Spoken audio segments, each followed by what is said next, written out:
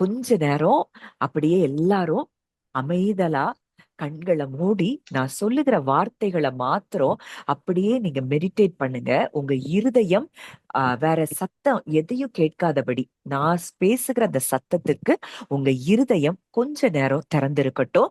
கர்த்தர் இன்றைக்கு நம்மோடு கூட அவர் இடைப்பட போகிறார், நம்மை பலப்படுத்த போகிறார், நம்மை அவர் அவர் ஸ்திரப்படுத்த போகிறார், நம்மை நிலைநிறுத்த போகிறார். அப்போ கொஞ்ச நேரம் இந்த மெடிடேஷன் ப்ரேயர் நம்ம பண்ணுவோம். ரொம்ப நாள் ஆச்சு. இந்த மெடிடேஷன் ப்ரேயர் நம்ம பண்ணதான் நம்ம அவரோடு அந்த அந்த ஹையர் லெவல் டைமென்ஷனுக்கு நம்ம ஷிஃப்ட் ஆக முடியும்.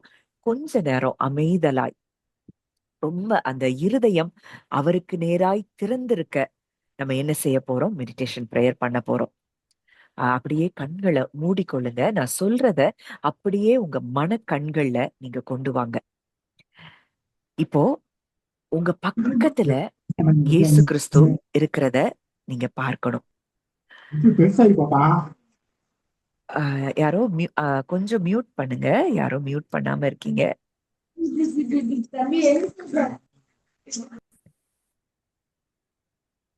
ஓகே. இன்றைக்கு அப்படியே கண்களை மூடி உங்க பக்கத்துல இயேசு கிறிஸ்து இருக்கிறத நீங்க பாருங்க. அவருக்கு பக்கத்துல நீங்க உட்கார்ந்து இருக்கிறத பாருங்க. அவர் பக்கத்துல நம்ம இருக்கிறோம்னா நமக்கு எந்த கவலையும் கிடையாது.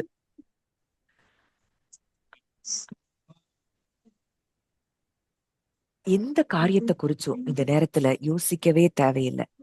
நேற்று நடந்த காரியங்கள், நாளைக்கு என்ன நடக்குமோன்னு நினைவுகள், பயங்கள், அத பத்தி எதையும் கவலைப்பட வேண்டாம்.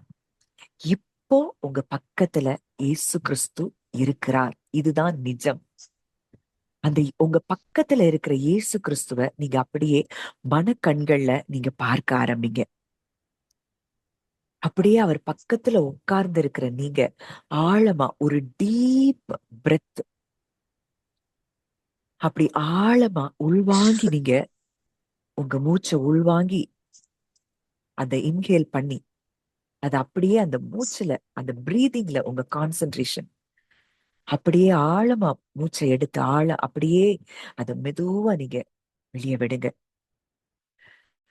இந்த பிரீதிங் நம்ம பண்ணும் போதே நம்ம மைண்ட்ல இருக்கக்கூடிய சின்ன சின்ன அந்த டிஸ்டர்பன்சஸ் இதெல்லாம் விலகும்.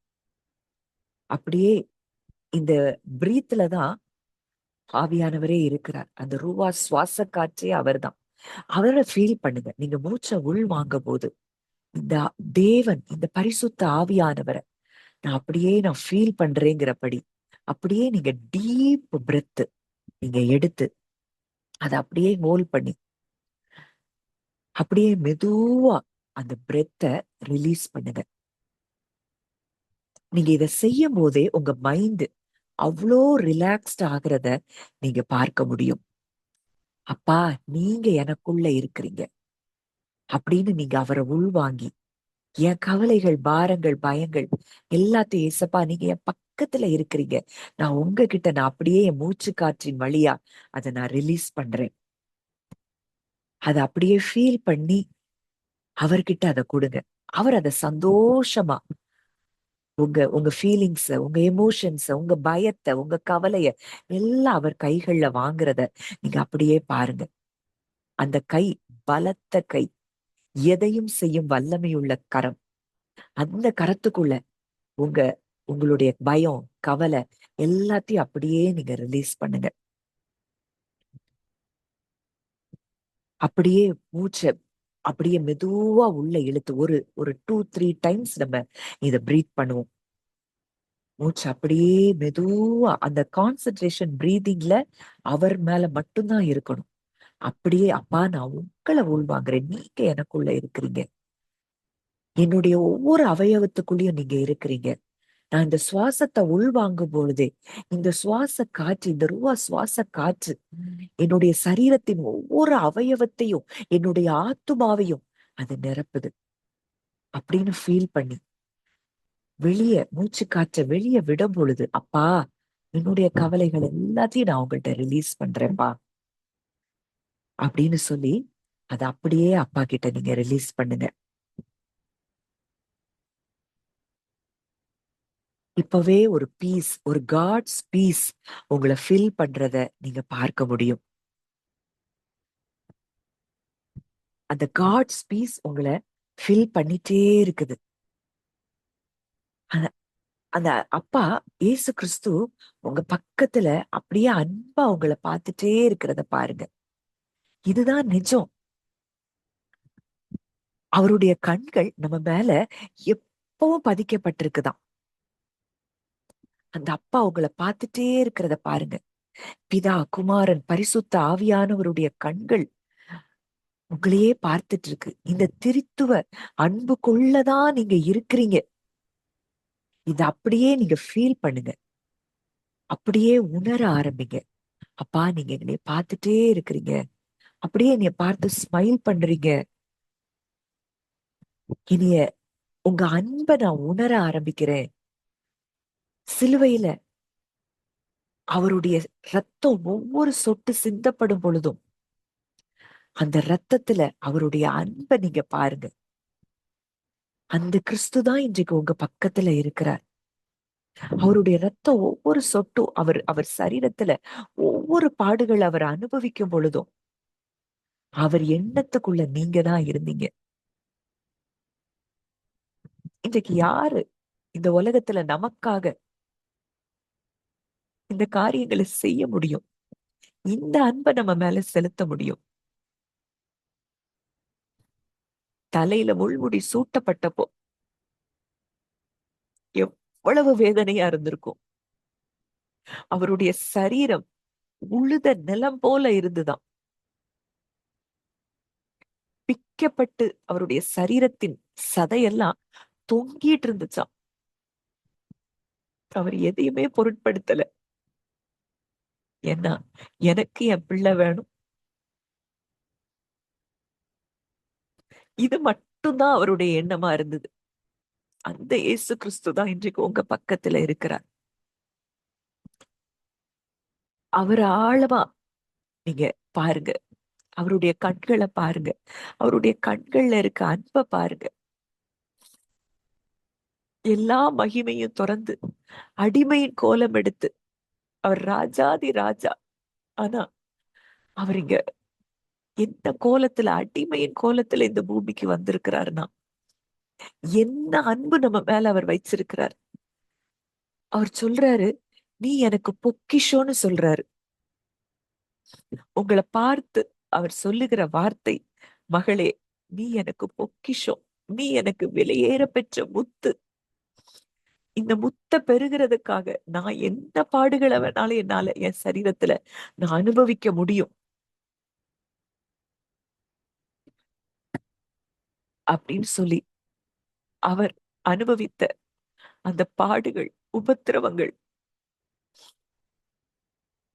அவர் இப்போ அவர் கரங்களை உங்கள்கிட்ட காண்பிக்கிறத பாருங்க.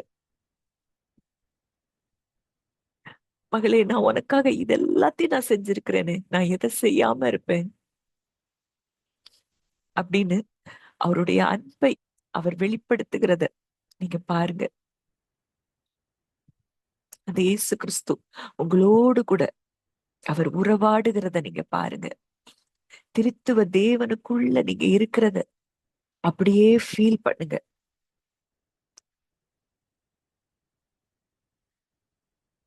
இப்போ நான் ஒரு கதை சொல்றேன், பைபிள்ல இருக்கக்கூடியதுதான். அதை அப்படியே நீங்க படமா பாருங்க. கடல்ல நீங்க நடந்துட்டு இருக்கிறது மாதிரி ஒரு இமேஜினேஷன். அங்க சீஷர்கள் எல்லாரும் என்ன செய்யறாங்க? முழுவதும் மீன் பிடிச்சிருக்கிறாங்க, மீன் பிடிக்கிறாங்க. ஆனா ஒன்று கூட அவங்களுக்கு அகப்படல. இயேசு அந்த கரையில நின்னு சொல்றாரு, படகின் வலது பக்கத்துல வலைய போடுங்கன்னு சொல்றாரு. அந்த சீஷர்கள் வலைய போடுறாங்க. நீங்க அந்த இடத்துல தான் நின்று கொண்டிருக்கிறீங்க. நீங்க அங்க நடக்கிறதெல்லாம் பார்த்துட்டு இருக்கிறீங்க. அவ்வளவு மீன் கிடைச்சது. வலைய இழுக்கவே முடியல. அவங்க கரைக்கு வந்தப்போ இயேசு அங்கே நெருப்பை மூட்டி மீனையும் அப்பத்தையும் சுட்டு கொண்டிருக்கிறத அவங்க பார்க்கிறாங்க. அவர் அவங்கள்ட்ட பார்த்து அவர் கேட்கிறாரு, பிள்ளைகளே, உங்கள்ட்ட ஏதாகிலும் உண்டா? நீங்க பிடித்த மீன்களை கொண்டு வாங்க அப்படின்னு சொல்லி அங்கே இயேசு கிறிஸ்து அவங்கள்ட்ட சொல்றத நம்ம பார்க்கிறோம். நீங்க இப்ப பிடிச்ச மீன்ல சிலவற்றை நீங்க கொண்டு வாங்க. பேதுரு வலையை இழுக்கிறார். அங்க 153 பெரிய மீன்கள். ஆனாலும் வலை என்ன செய்யல, கிழியல. அப்போ இயேசு அன்போட கூப்பிடுறாரு, வாங்க வந்து சாப்பிட வாங்க அப்படின்னு சொல்லி. இந்த உலகத்தை படைத்தவர் இயேசுதான்னு தெரியும். அவங்களுக்கு எல்லாரும் கண்டுபிடிச்சிட்டாங்க. அவர் மரித்து உயிர் தெழுந்த இயேசுங்கிறத கண்டுபிடிச்சிட்டாங்க. ஆனா யாருமே அவர்கிட்ட எதுவுமே கேட்கல. சாப்பிட வாங்கன்னு சொல்லி தன்னுடைய சீஷர்களுக்கு அவர் அழைப்பு விடுவிக்கிறார். அவர்களுக்கு அங்கே போதகராய் இருந்தார். அடுத்ததா சொல்றாரு, நீங்க எனக்கு சிநேகிதர்கள்னு சொல்றாரு. இப்ப அவர்களை பிள்ளைகளாய் அவர் பார்க்கிறார். இந்த இடத்துலதான் நம்மையும் அவர் பார்க்கிறார். பேதுரு கொஞ்ச நாளைக்கு முன்னாடிதான் இயேசுவையே தெரியாதுன்னு சொல்லி அவர் மறுதலிச்சார். மிகப்பெரிய ஒரு தவறு செஞ்சு திரும்பியும் மீன் பிடிக்க திரும்பிட்டார். ஆனா இயேசு ஒரு வார்த்தை கூட பேதுரு கிட்ட, ஏன் பேதுருவே இப்படி செஞ்ச அப்படின்னு சொல்லி அவர் கேட்கல. ஏன்னா அவருக்கு தெரியும், சாத்தான் உன்னை சொலகுல புடைக்கிறதுக்கு கேட்டுக்கொண்டா, நானோ உன் விசுவாசம் ஒளிந்து போகாதபடிக்கு வேண்டிக் கொண்டேன். அவருக்கு தெரியும் பேதுருடைய மனநிலை என்னங்கிறது அவருக்கு தெரியும். அவன் செய்த தவறுக்காக அவனை தண்டிக்கல.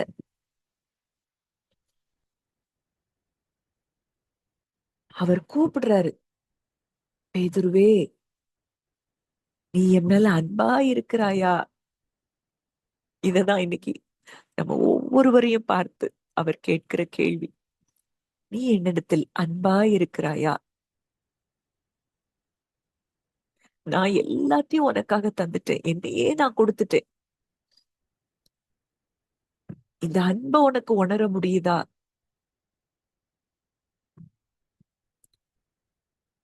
அப்போ இன்னைக்கு இதுவரைக்கும் நீங்க கேட்டிருக்கிற சத்தம், கடவுளுடைய சத்தம் வேற மாதிரி எல்லாம் இருந்திருக்கலாம். ஆனா அது உண்மை கிடையாது. அவருடைய சத்தம் அழைப்பின் சத்தம், அது அன்பின் சத்தம். அவர் அன்பிலேயே நம்மை திருத்துகிற தேவன், நல்ல தகப்பன். அந்த பரிசுத்த ஆவியானவர்கிட்ட நம்ம ஜெபிப்போம். குற்ற உணர்வு தருகிற அந்த சத்தத்தை கேட்காதபடி, அவருடைய அன்பான சத்தத்தை மட்டுமே கேட்பதற்கு பரிசுத்த ஆவியானவரே, எங்களுக்கு நீ உதவி செய்யும்படி நாங்கள் ஜெபிக்கிறோம். உம்முடைய அன்பான வழிகாட்டுதலை நாங்கள் கேட்கும் பொழுது அதற்கு கீழ்ப்படிந்து நடக்க எங்களுக்கு உதவி செய்யும்படியாய் நாங்கள் ஜெபிக்கிறோம். இந்த உலகத்தையே படைத்தவர், ராஜாதி ராஜா, தேவனுடைய குமாரன். அவர் என்ன செய்யறாரு? தன்னுடைய சீஷர்களுக்காக, இப்போ தன்னுடைய பிள்ளைகள்னு சொல்றாரு, அவர்களுக்காக அவர் நெருப்பு மூட்டி அங்க சமையல் செய்கிறாராம். எவ்வளவு ஒரு அக்கறை! என் பிள்ளைகள் நைட்டெல்லாம் மீன் பிடிச்சு சோர்ந்து போய் இருக்கிறாங்க, அவங்களுக்கு பசி எடுக்கும், அவங்களுக்கு நான் உணவு கொடுக்கணும். இதுதான் அவருடைய அன்பு. உங்களை ஒரு நாளும் குறைவுல வைப்பது அவருடைய சித்தம் இல்ல. உங்களுக்கு என்ன தேவை, எது எப்ப தேவை, எல்லாவற்றையும் அவர் அறிந்திருக்கிறார்.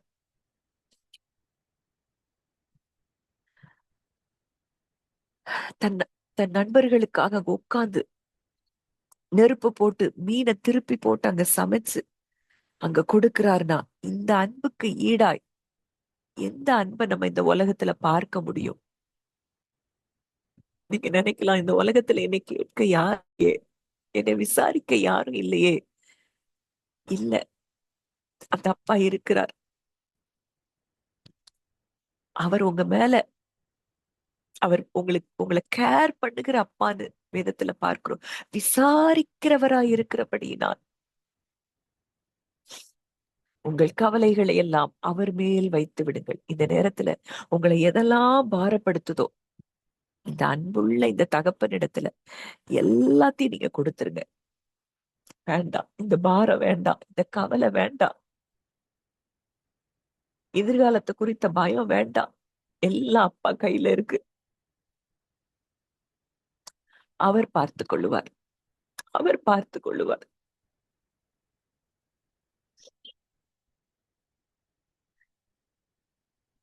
நம்மள எத்தனையோ நேரம் நம்ம தகுதி இல்ல, நமக்கு என்ன ஞானம் இருக்கு, இந்த உலகத்தால நம்ம புறக்கணிக்க தானே பட்டு தள்ளுனோம், நெருக்கப்பட்டோமே, ஒடுக்கப்பட்டோமே. ஆனா நம்மளதானே அவர் தேடி வந்தார். உலகத்தில் அற்பமானவைகளையும் இழிவானவைகளும் நம்ம இருந்தோம், நம்மளை தேடி அவர் வந்தாரே. நம்மளை எத்தனை ஆசீர்வாதங்கள் இன்றைக்கு நமக்கு கொடுத்திருக்கிறார். அதனால இந்த இந்த நேரத்துல அவருக்கு நன்றி சொல்ல ஆரம்பிங்க. அவர் உங்க பக்கத்துல இருக்கிறார். தேங்க்யூப்பா, தேங்க்யூ ஜீசஸ். அவர் நமக்கு மூத்த சகோதரனா இருக்கிறார். அவருக்கு நன்றி சொல்ல ஆரம்பி.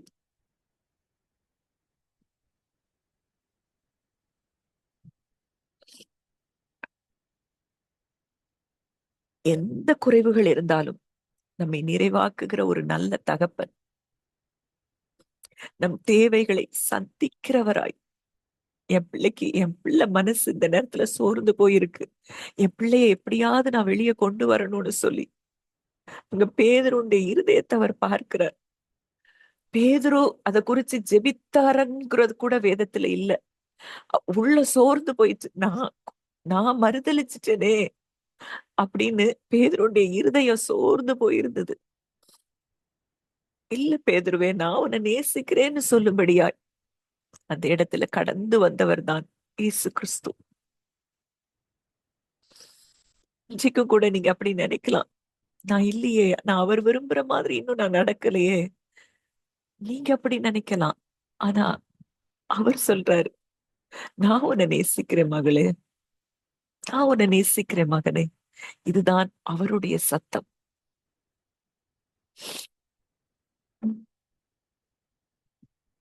ஒரு நாளும் கைவிடாதவர், ஒரு நாளும் நம்மை தள்ளி விடாதவர். இந்த உலகம் தள்ளலாம், உலகம் புறக்கணிக்கலாம், உலகம் அவரை அறியாதபடியினால நம்மையே ஏற்றுக்கொள்ளல. என்ன வேணாலும் எப்படி வேணாலும் பேசலாம், என்ன வேணாலும் சொல்லலாம்.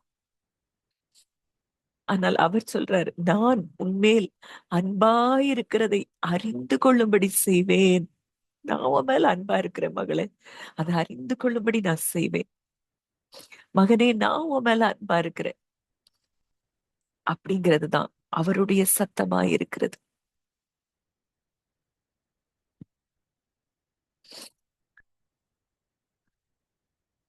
இன்றைக்கும் இந்த வார்த்தைகள் மூலம் தேவன் உங்களோடு கூட அவர் இடைப்பட்டு கொண்டே இருக்கிறார். அவருக்கு நன்றி சொல்லிட்டே இருங்க. அப்பா, உமக்கு நன்றி.